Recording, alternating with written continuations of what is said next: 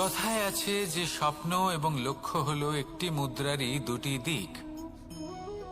যতক্ষণ না স্বপ্ন দেখছেন ততক্ষণ বুঝবেন কি করে আপনার লক্ষ্য কি।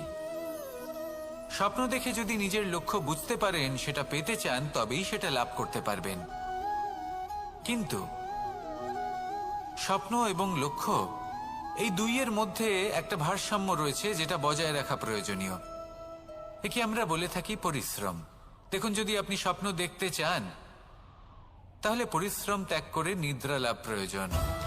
কিন্তু যদি আপনি লক্ষ্য লাভ করতে চান তাহলে আপনাকে নিদ্রা ত্যাগ করে পরিশ্রম করতে হবে।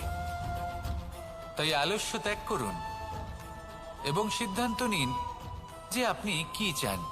আপনার জীবনের এই তুলাদণ্ডে স্বপ্নের পাল্লা ভারী হওয়া প্রয়োজন নাকি লক্ষ্যের?